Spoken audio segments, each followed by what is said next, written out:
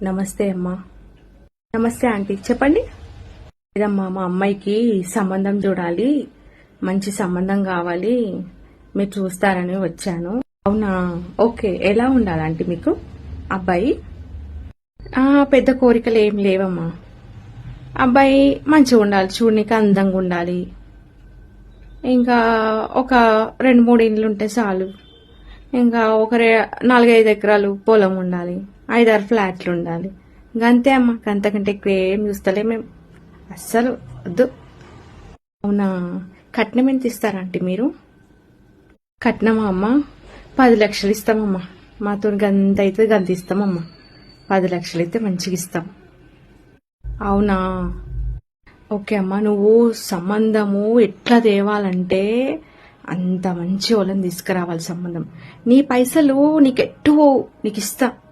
నీకు ఎట్లా అంటే అసలు ఇట్లా తీసుకురా, ఇట్లా ఇస్తా నీకు, సరేనా? మంచి సంబంధం తీసుకురా, నీ చెల్లి అనుకో, సరేనా?